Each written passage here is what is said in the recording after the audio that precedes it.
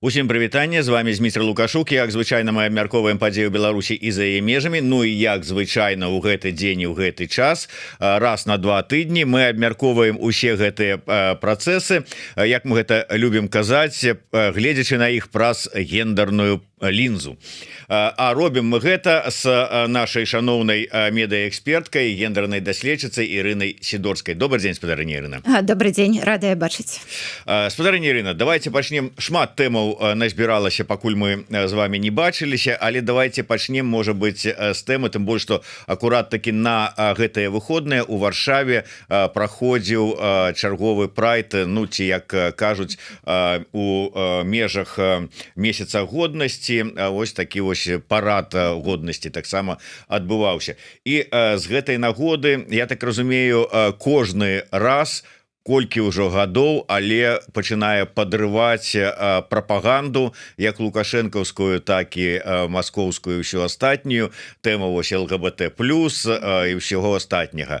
Што ім не так? Вот не могуць успакоіцца, чаму яна так да гэтага часу, гэта тэма іх хвалюе?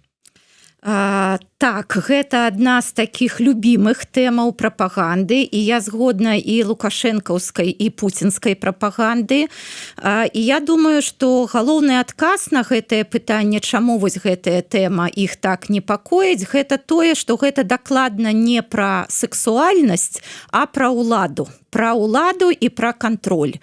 Бо менавіта ЛГБТ-людзі вельмі так гучна і вельмі бачна заяўляюць пра тое, што яны самі хочуць вызначацца, хто яны ёсць, якімі яны з'яўляюцца. І яны вось робяць гэта бачна і гучна. А аўтарытарныя і тым больш аўтарытарныя краіны і краіны, якія аўтарытарныя, а ўжо ідуць у бок таталітарызму, яны не хочуць, каб людзі самі вызначалі, кім яны ёсць. Яны хочуць людзям навязаць функцыі, ну, не ведаю, там, працаўнік, падаткаплацельшчык, маці, альбо там салдат, альбо яшчэ штосьці іншае, і вось хочуць навязаць людзям гэтыя функцыі, і каб людзі іх выконвалі, каб людзі не маглі быць свабоднымі, не маглі самі вырашаць, самі называць сябе, самі гаварыць, кім яны з'яўляюцца, а вось менавіта навязваюць людзям свае ўяўленні пра тое, ну, напрыклад, хто такія правільныя мужчыны, хто такія правільныя жанчыны, якімі якасцямі павінны валодаць вось адны і іншыя. Таму так, прапаганда заўсёды вельмі, як бы так, няроўна дышыць у адносінах да гэтай тэмы.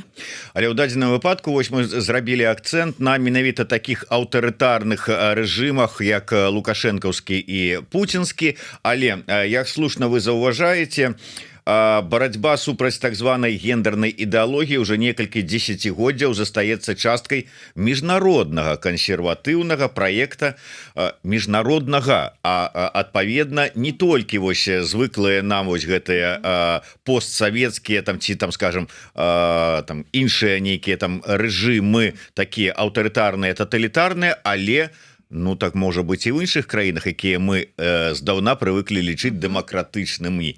Што там не так? Так, згодная, не толькі гэта як бы бяда альбо праблема Беларусі, Расіі, іншых такіх аўтарытарна-таталітарных краінаў. Но, на жаль, я б сказала бы, што гэтая праблема квір-людзей, гэта вось такое слово, якім можа прасцей хутчэй называць ЛГБТ+, ЛГБТК+ людзей, ну гэта праблема, напэўна, не вырашана до конца, напэўна, не ў воднай краіне. І я згодная і ў тых же самых, і, напрыклад, Злучаных Штатах Амерыкі, альбо ў еўрапейскіх краінах, у тых краінах вось гэтай старой традыцыйнай дэмакратыі таксама ёсць праблемы. І гэта было актывізавана менавіта ў 90-е годы 20-го стагоддзя, але вось як такая рэакцыя на фемінісцкія на фемінісцкія рухі, на квір-рухі. Вось калі пачаліся такія даволі відавочныя, даволі такія заўважныя змены ліберальныя, змены менавіта у роўнасці, у інклюзіі, вось тады прадстаўнікі кансерватыўных поглядаў, яны таксама актывізаваліся, бо зразумела, гэта ішло як бы у супярэчанні з тым, што яны лічылі бы правільным, маральна мэтазгодным і гэтак далей. Таму мы можам назваць, напрыклад, ёсць такі міжнародны кангрэс сямей. Гэта, напэўна, самая такая галоўная міжнародная арганізацыя, якая якраз лабіруе менавіта вось гэты погляды традыцыйных каштоўнасцей, традыцыйнай сям'і, такой традыцыйнай гетэрасексуальнасці і гэтак далей. Але я б сказала бы, што цікава, што менавіта у падмурках гэтых арганізацый былі менавіта прадстаўнікі амерыканскага кансерватызму і расійскага кансерватызму. Таму вось у чымсьці гэтыя краіны сваёй палярызаванасцю, сваімі вельмі такімі кансерватыўнымі традыцыямі участкі насельніцтва, яны вельмі падобныя. Таму і праводзяцца гэтыя прайды, праводзяцца маршы годнасці, таму што квір-людзі не маюць тых самых правоў, якія маюць, напрыклад, гетэрасексуальныя людзі, альбо там яшчэ з такой традыцыйнай гендернай ідэнтычнасцю. І зразумела, гэта не ўпісваецца ў дэмакратычныя падыходы, і людзі змагаюцца за свае правы. Вось мы кажам пра рэакцыю кансерватыўных аўтарытарных таталітарных рэжымах і іх кіраўнікоў, іх прапаганды, але спрэчкі і дыскусіі адносна не тое, што прайдаў там трэба яны, не трэба, можна, не можна, але, да прыкладу, удзелу у гэтых прайдах, маршах па Варшаве беларускай калоны с нацыянальнымі сцягамі, а тым больш, калі там вершнік зроблена выява ў выглядзе, да прыкладу, вершніцы, і яна яшчэ размаляваная ў вясёлкавыя колеры, то гэта колькі гадоў таксама падрывала пэўную частку прадстаўнікоў так званых дэмакратычных сілаў, ці скажам, тут дыаспары. Ці звярнулі вы ўвагу, сёлета сітуацыя змянілася? Я аптымістка, але я ўсё ж таки заўсёды стараюся бачыць лепшае, і ў данным выпадку я бачу пазітыўную дынаміку. Мне здаецца, вось уже такога так, як было гэта год і асабліва 2 гады таму, мне здаецца, што ўжо такіх негатыўных рэакцый няма. Канешне, гэта напэўна, вось гэтая ацэнка гэтых рэакцый, гэта, напэўна, такое суб'ектыўны падыход, бо калі, можа таму, што, усё ж таки я бачу пэўную пазітыўную дынаміку, але, канешне, не трэба думаць, што ў беларускім дэмакратычным асяроддзі з разуменнем квір-праблематыкі ўсё добра, і мы тут на 100% адрозніваемся ад Лукашенка і яго ўлады. Не, безумоўна, мы жылі ў тым самым грамадстве. У нас таксама шмат вось гэтых стэрэатыпаў, міфаў, неведання і гэтак далей. І на жаль, даволі часта мы бачым вось гэтыя агрэсіўныя рэакцыі на, можа, не на саміх квір-людзей, а вось на тое, што, як вы сказалі, выкарыстоўваюцца гэтыя сцягі.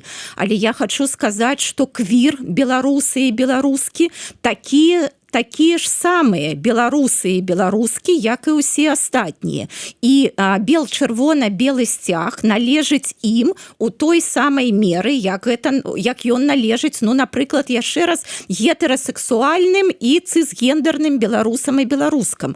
Гэта ж наше агульнае. Гэта тое, што павінна нас аб'ядноўваць. І таму, мне здаецца, цалкам нармальна, калі ЛГБТ беларусы і беларускі беруць бяруць гэты сцяг і робяць сябе бачнымі, там, напрыклад, у варшаўскай калоніі альбо у вільнюскай калоніі. Гэтым наадварот, я ўпэўнена, яны паказваюць тое, што мы існуем, мы сучасныя людзі, мы хочам роўнасці, мы хочам сапраўднай дэмакратыі.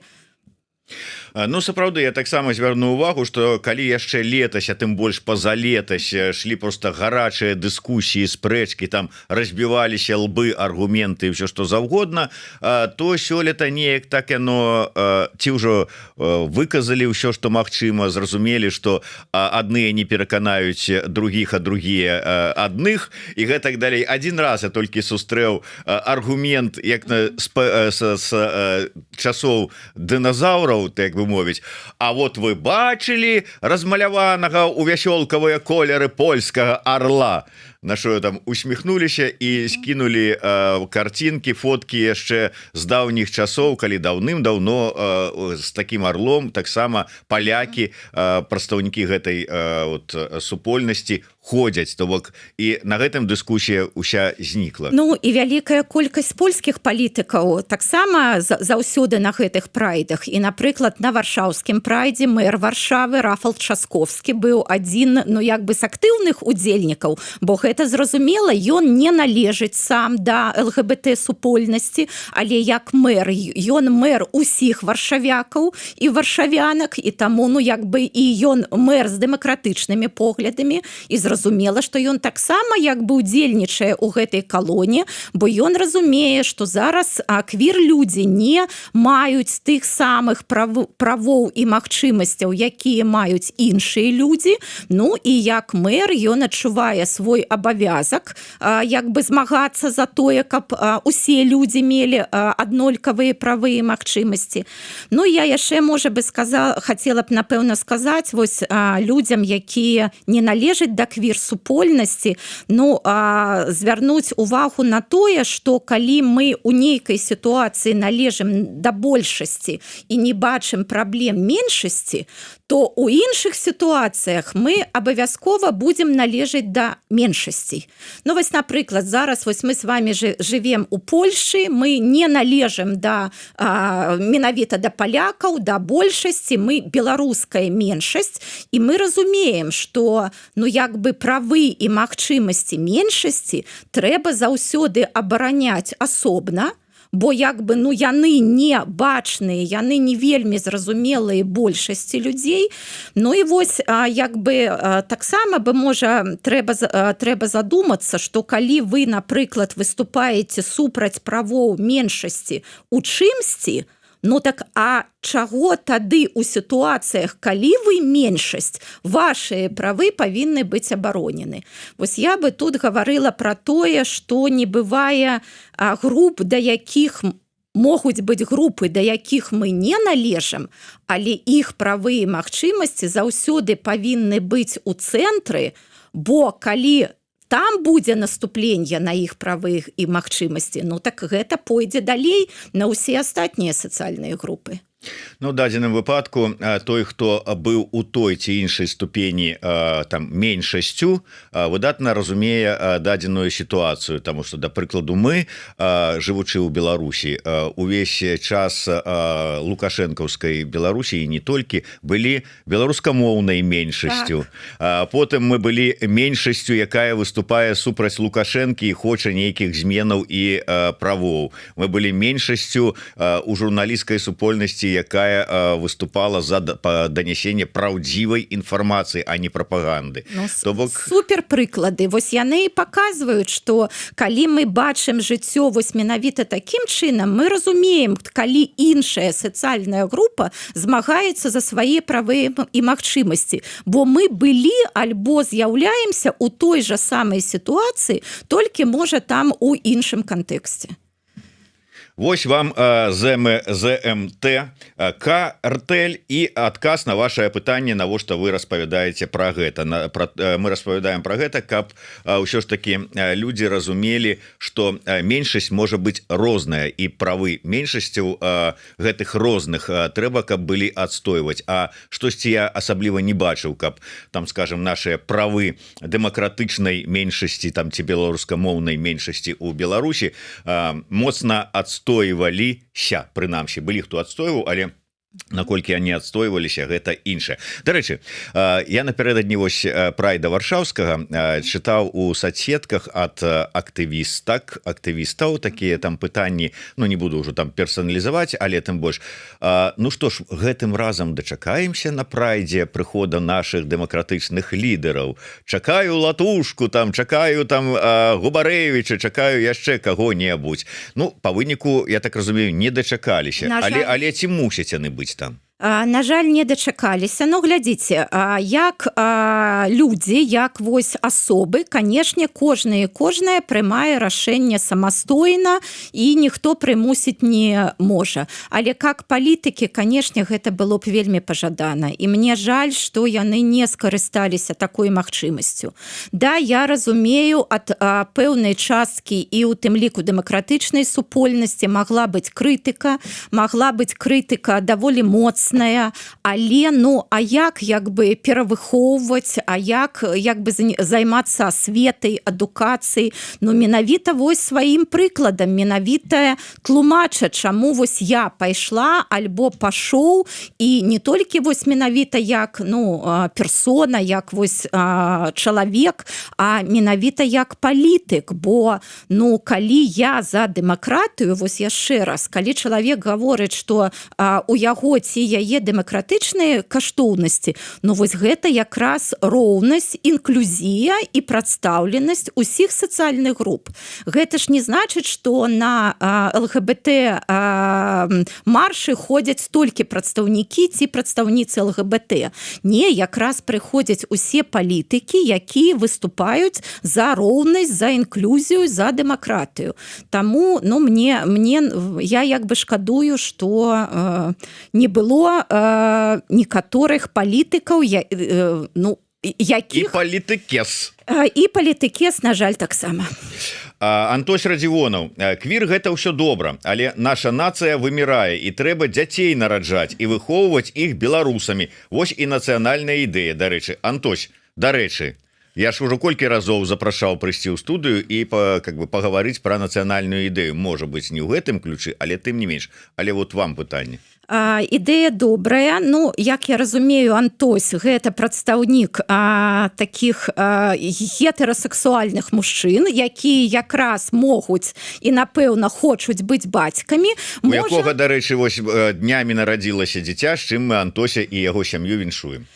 Вельмі добра, але я хацела сказаць, вось як прадстаўнік менавіта гэтай групы, можа добра было б паразважаць, а што могуць зрабіць сучасныя беларускія мужчыны, вось гэтыя ў рэпрадуктыўным узросце, каб як бы матываваць сваіх партнёрак, жонак і гэтак далей нараджаць дзяцей. Можа гэта менавіта большы удзел мужчын у клопаце пра дзяцей, у выхаванні дзяцей. Можа гэта як бы гарантыі таго, што калі там не ведаю, калі там разыйдуцца шляхі менавіта мужчыны і жанчыны, тым не менш мужчыны застануцца добрымі бацькамі для сваіх дзяцей. Вось я, як гендерная даследчыца, лічу, што вось такая заангажаванасць мужчын менавіта ў выхаванне сваіх дзяцей якраз бы спрыяла бы нараджальнасці.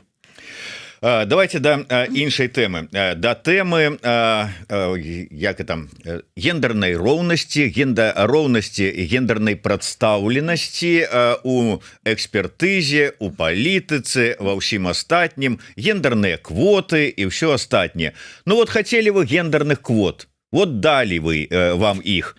І што мы па выніку атрымалі? Што не возьми, скандал за скандалам. І в асноўным скандалы звязаныя з жанчынамі. То Зарэцкая, то Мельнікава, то Харысава, то яшчэ што.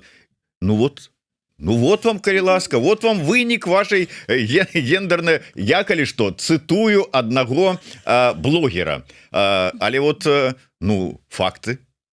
Ну, я таксама упэўнена, што гэта не вашае меркаванне, а гэта вось такая наўмысная правакацыя, наўмыснае цытаванне. Ну, глядзіце, нават тое, каго вы пазначылі, ну, гэта за 5 гадоў, мне здаецца, вы нават 5 імён не назвалі.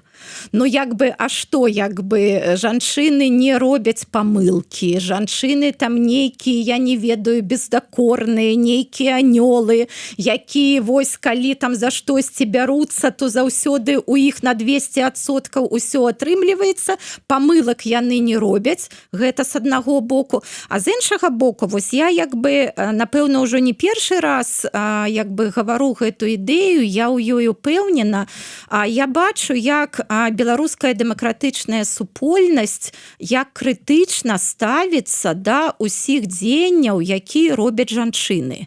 І наколькі беларуская дэмакратычная супольнасць больш толерантная для, ну скажу пакуль карэктна, памылак, якія зрабілі мужчыны.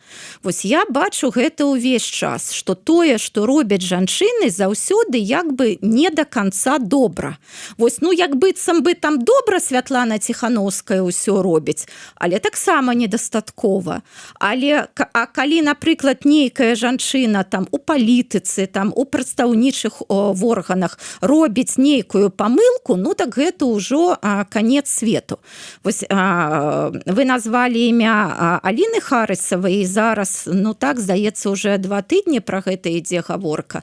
Але калі, ну як бы мы зададзім вось гэтыя 3 галоўныя пытанні, што яна зрабіла, якія былі наступствы і пры якіх абставінах, то як бы, ну што яна зрабіла? Так, яна пагадзілася супрацоўнічаць са спецслужбай і запісала пра гэта відэакружок. Ну, усё, што яна зрабіла. Давайте на другое пытанне адкажам, а якая шкода? Вось які ўрон яна як бы нанесла яе дзеянне?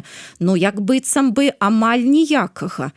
Яна не перадала, нема ніякіх доказаў, што яна перадала нейкую важную адчувальную інфармацыю. Няма ніякіх доказаў, што яна там кагосьці падставіла, штосьці зрабіла. Няма ніякіх доказаў, што яна брала за гэта грошы альбо там яшчэ што-небудзь.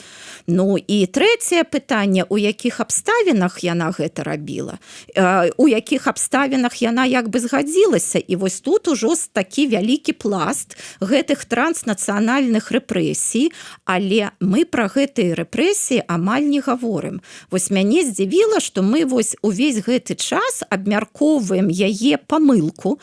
Безумоўна, гэта памылка. Я таксама лічу, што не трэба было згаджацца, безумоўна, не трэба думаць, што ты можаш як бы падмануць спецслужбы, але Аліна Харысава гэта прызнае. Яна прызнала, што гэта была памылка.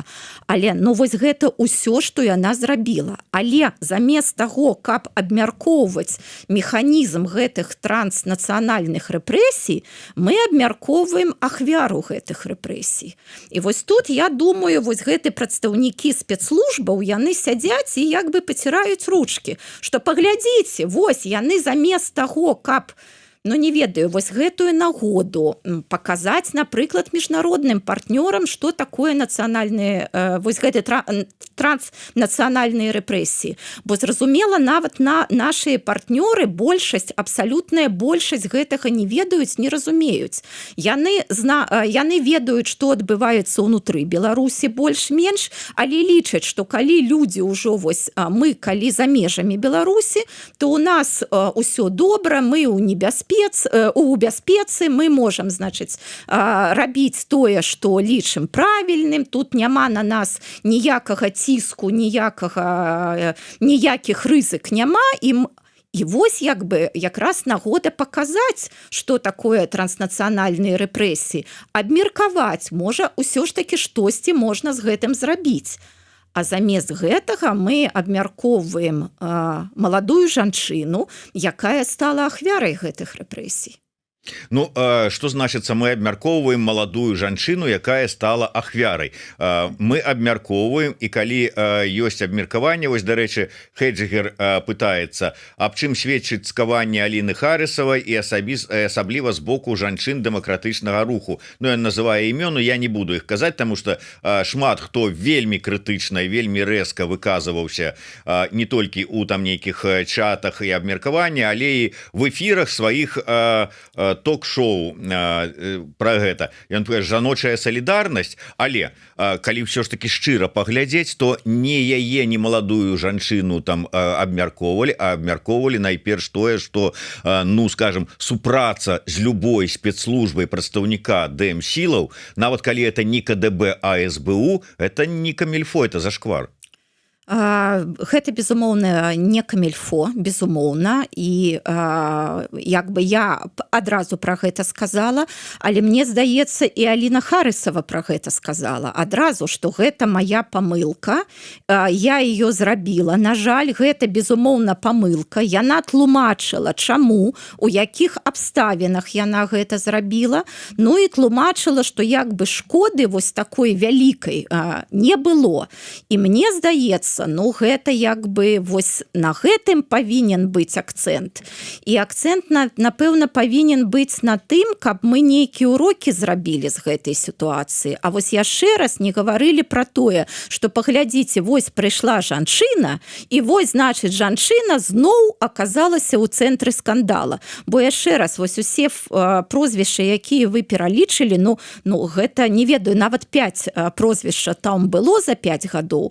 Ну вось Ну я не ўсе пералічыў, я назваў самыя гучныя, былі можа быць менш гучныя, і працягваючы цытаваць вось гэтага блогера, можна сказаць, дык а што вы хацелі ад жанчын? Ну вот прыйшлі на такія пазіцыі, ну і вот. Ну вот уявіце сабе, што тут сяжу не я, а вот той, хто агучвае гэтыя якраз такі думкі. Ваш адказ. Глядзіце, у мяне дакладна няма уяўлення пра тое, што мужчыны і жанчыны гэта розныя людзі. У мяне хутчэй мужчыны і жанчыны гэта людзі. І ў іх нашмат больш агульнага, чым таго, што іх адрознівае.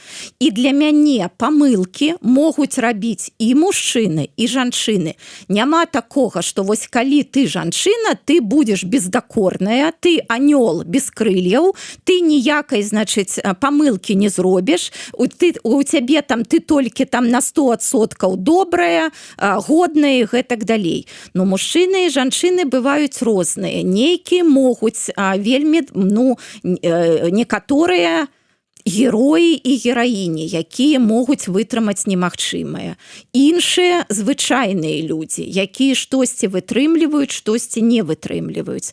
Але яшчэ раз, што я бачу менавіта як гендерная даследчыца, што беларускае грамадства, прадэмакратычнае грамадства даволі талерантнае да памылак мужчын. Так, яно гаворыць, ну вось да, гэта ты, значыць, зрабіў памылку, але ну ты выбачыўся, ты там патлумачыў, чаму ты гэта зрабіў. Ну, гэта, канешне, не камільфо, але адразу ж пачынаецца ніякай культуры адмены, ніякіх, значыць, гэтых маральных трыбуналаў. Нічога не будзе, мы будзем табе, як паціскалі руку, так і далей будзем паціскаць руку. Ну, вось як вы мне таксама гаварылі пры іншых мужчынскіх прозвішчах, ну, так ён выбачыўся, а чаго вы яшчэ ад яго хаціце? Чаму вы зноў і зноў гэтую гісторыю пачынаеце? А вось калі штосьці як бы не тое робіць жанчына, вось мы пачынаем, па-першае, як бы мы вось так здзіўлены, як быццам у нас было ўяўленне, што жанчыны гэта вось цалкам такія бездакорныя людзі, і а як? Яна ж, паглядзіце, яна ж таксама, значыць, памылілася. Так што ж гэта такое? Гэта ж мой свет, значыць, рухнуў, бо, значыць, жанчына памылілася. І пачынаецца абмеркаванне. А вось якая яна як чалавек, якія там у яе рысы характару, ці дастаткова яна разумная, ці дастаткова яна там эмацыйна стабільная, ці добрая яна маці, там, ці добрая яна жонка, а якая ў яе знешнасць, внешнасць, ну не ведаю, там пра Анжеліку Мельнікову, мне здаецца, я ведала ўжо ўсё, і колькі там якая у яе вага была, і дзе яна там рабіла сябе прычоску, і наогул там што яна па кожнай драбязе мысліла. Калі мы гаворым там пра Светлану Ціхановскую, мы абмярковаем, якая яна жонка, якая яна маці, а вось ці дастаткова яна моцная, а ці дастаткова яна там эмацыйна стабільная. Ну так слухайце, ну мы не абмярковваем так мужчын, калі яны штосьці зрабілі. Мы наогул гэтага не абмярковваем. Вся прычына ў лобных долях. У якіх лобных долях? Не знаю, это трэба ў Кныровіча спытацца, але вот лобныя долі ў жанчын фармуюцца раней, а у мужчын значна пазней, таму і патрабаванне да жанчын большае, бо яны ўжо са сфармаванымі лобнымі долямі. А з гэтых што ўзяць?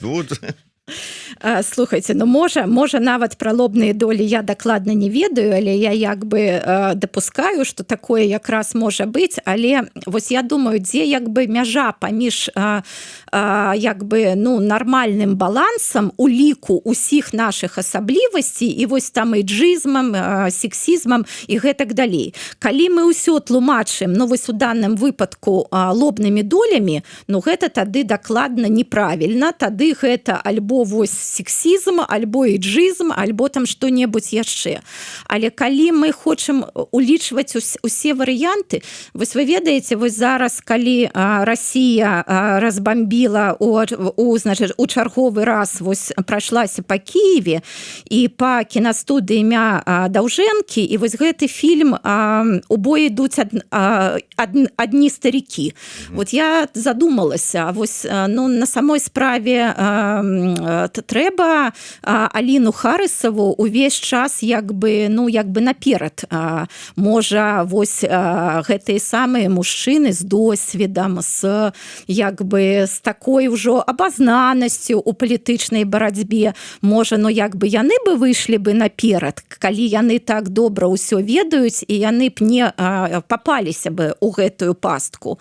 Альбо, можа, нам усім трэба думаць, што вось гэтыя меры бяспекі, гэта павінна быць вось такім агульным веданнем, і яго трэба перадаваць на самой справе больш маладым, больш пакуль не абазнаным у гэтай сферы, а не потым, калі вось, не ведаю, там на самой справе 50-гадовыя мужчыны пачынаюць расказваць, як трэба было паступіць у гэтай сітуацыі.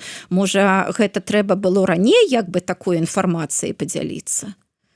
Ну так, зови меня просто Джек пишет, что-то я о предательствах мужчин не помню. Ну, насамрэч, можно прыгадаць гісторыю, напрыклад, Анатолія Вайцеховскага, былога сябра партыі Статкевіча, калі не памыляюся, калі які збег у Беларусі зараз таксама там азначаецца ў прапагандысцкіх шоу. Можно там, конечно, прыгадаць і Пратасевіча, можно незразумелая сітуацыя з Котавым, што там як ідзе, хаця тут безумоўна рана рабіць нейкія высновы таму. Яўген Дудкін, але мне здаецца, аднаго Пратасевіча хопіць за для вялікіх прыкладаў. Вось гэта натуральнае, вось гэта здраднік, гэта чалавек, які вось гэта сапраўдныя скандалы і сапраўдная вельмі непрыгожая сітуацыя. То бок, вот як вы слушна адзначылі, гэтай гісторыі там не толькі Харысавай, але і Калеснікавай, там Мельнікавай, іншых жанчын выклікаюць не толькі палітычныя дыскусіі, але і размовы пра іх характар, маральнасць, эмоцыі, там нейкія асабістыя якасці.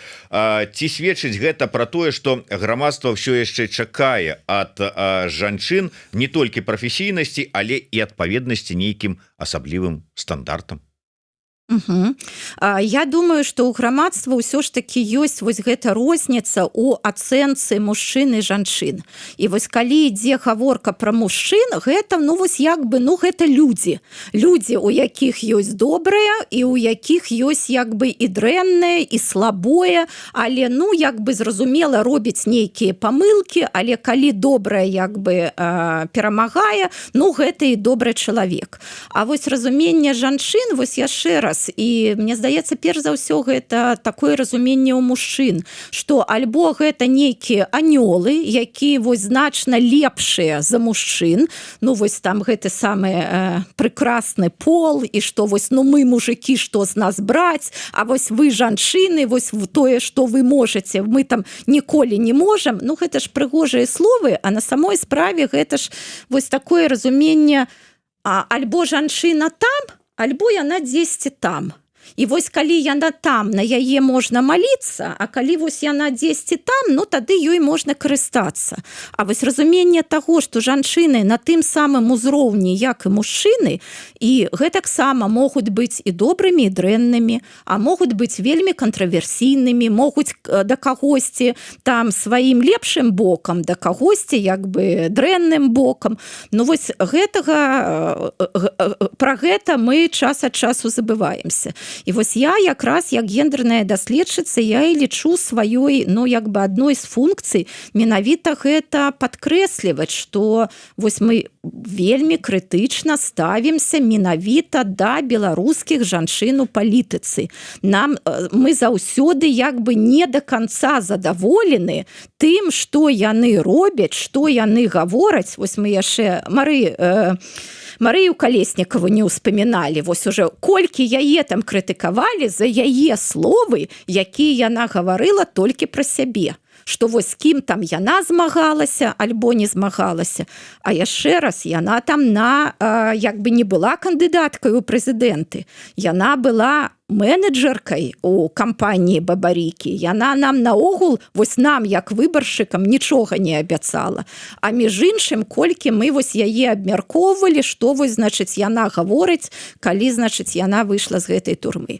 Таму вось я бы як бы прызывала бы ўсіх, можа, ну вось больш аб'ектыўна ставіцца да таго, што робяць і жанчыны, і мужчыны. І к мужчынам можа не тое, што не быць такімі талерантнымі, а ўсё ж такі, ну таксама быць, ну ж калі ты крытычна ставішся, ну так ты крытычна да ўсіх стаўся. А можа ўсё ж такі да жанчын, ну вось не чакаць таго, што гэта нейкія збавіцельніцы, што гэта нейкія вось такія істоты, якія тут усё зараз як бы у імгненні вока навядуць парадак і не будзе ніякага аўтарытарызма і гэтак далей. А разумець, што гэта людзі. І не абмяркоўваць тое, што не адносіцца да дадзенай сітуацыі. Вось яшчэ раз, што зрабіў чалавек, да якіх наступстваў гэта прывяло, у якіх гэта было абставінах. А не тое, якая гэта жанчына, а ці яна разумная, ці яна эмацыйна стабільная, а там якое ў яе цела, а якая знешнасць, а якая яна маці і гэтак далей. Спадарыня Ірына, давайте на завяршэнне. Мне просто цікава ваше меркаванне, в прынцыпе, як чалавека, які ну ведае, як гэта працуе. Вот вы ўзгадалі, і гэта мяне навяло на думку сітуацыю, калі можа быць і я ў тым ліку казаў, што ну зараз прыгадаем, ну відаць гэта тычылася сітуацыі з Андрэем Стрыжаком, калі там казалі, ну вот выбачыўся, ну прызнаў сваю віну, ну там тое сёе, а яго по-ранейшаму працягваюць цкаваць, выставляюць прэтэнзіі і ўжо незразумела чаго ад яго хочуць. Там каб ён пайшоў застрэліўся і тады вот прабачаць і скажуць, ну цяпер далей можаш жыць ці што, то бок ну то бок вот гэтая сітуацыя у сітуацыі з Харысавай, як вы лічыце, як все ж таки вот што далей, вот як вы тое, што она была, да прыкладу, у нас учора в інтэрв'ю, яна прызнала ўсе там памылкі, якія здзейсніла, яна патлумачыла сваю пазіцыю. Я вечарам чытаю каментары, і яны у тым жа стылі, ну можа не так рэзка, як у дачыненні да Стрыжака, але у тым стылі, што у пэўнай сітуацыі лепей маўчаць, чым гаварыць. Яна нагаварыла там яшчэ горш сабе, чым вот было да гэтага і гэтак далей. Што зрабіць дзяўчыне ў дадзенай сітуацыі далей? На маю думку, яна робіць правільна тое, што яна прыйшла да вас, тое, што яна дала інтэрв'ю, такі маналог нашай Ніве, таксама я там прачытала. Яна гаворыць і яна тлумачыць сітуацыю, якой яна аказалася. І гэта правільна, гэта трэба рабіць. І між іншым, калі мы гаворым пра Андрэя Стражака, таксама ён праз розныя каналы даносіў сваё бачанне сітуацыі і таксама, між іншым, даволі шмат пісаў пра абставіны, у якіх ён тады быў, і вось калі такія рашэнні ён прымаў. Таму я за тое, каб самі людзі, якія аказаліся ў цэнтры гэтай увагі, каб яны тлумачылі і давалі сваю версію падзей. Гэта абавязкова. Але вось нават калі гэта як бы вы прывялі прыклад Андрэя Стрыжака, я вось думаю, весь шкода, якую нанёс Стрыжак і нанесла Харысава, яна ж не, як бы, гэта зусім розная шкода. У Стрыжака яна значна больш вялікая. Але яшчэ раз, і ў адносінах да канкрэтных жанчын, і ў адносінах да рэпутацыі арганізацыі, і наогул вось такіх праваабарончага руху, дэмакратычнага руху і гэтак далей. Але яшчэ раз, ніхто ж не гаворыць, што вось там пайдзі застрэліся і гэтак далей. Гавораць пра тое, што, напэўна, не трэба як бы заставацца ў арганізацыі. Не трэба, можа, ствараць адразу сваю арганізацыю і пачынаць як бы актыўную дзейнасць. Між іншым, тая ж самая Аліна Харысава адразу сказала, што яна прыпыняе сваю дзейнасць вось усіх тых статусах, у якіх яна была, што зараз яна, толькі як вось асоба, як без усялякіх статусаў і прыпыніла сваю супрацу з усімі арганізацыямі, з якімі яна супрацоўнічала. Тое, што як бы людзі не змяняюць свае погляды, напрыклад, паслухаў нашу перадачу, на жаль, гэта так. Тут трэба як бы, тут трэба час. Канешне, калі людзі думалі так, а як бы ім даюць нейкую новую інфармацыю, гэтую інфармацыю трэба асэнсаваць, трэба падумаць, трэба, паразмысліць. Гэта нармальна. Напэўна, было б не вельмі добра, калі б вось вас хтосьці паслуха альбо мяне, і тут усё як бы ў галаве памянялася. Таму я асабліва як чалавек, якая шмат гадоў выкладала ва універсітэце, я ведаю, што трэба час, трэба намаганні, трэба вось гэтыя высілкі, каб грамадскае меркаванне змянілася. Але я гэта разглядаю менавіта вось як такія урокі, якія мы павінны вывучыць. Яны ж нас вельмі шмат чаму вучаць. І галоўнае, каб мы вось як бы гэтую хатнюю працу, якую вось нам гэтай сітуацыі даюць, каб мы яе зрабілі, каб мы вось для гэтага слухалі аргументы, слухалі контраргументы, фарміравалі сваё уяўленне. І я спадзяюся, што гэта сітуацыя будзе для каго-то і такім добрым урокам. Так, да. Якім чынам вы звязалі Харысаву і Стрыжака? Каб гэта зразумець, трэба альбо уважліва слухаць тое, што гавораць, альбо мець сфармаваныя лобныя долі. У прынцыпе, імкнуцца трэба і да аднаго, і да другога, як і, у прынцыпе, рабіць працу над памылкамі, што мы разам з Ірынай Сідорскай і раім усім вам, і нам у тым ліку. Дзякуй вялікі яшчэ раз, да сустрэчы, жыве Беларусь.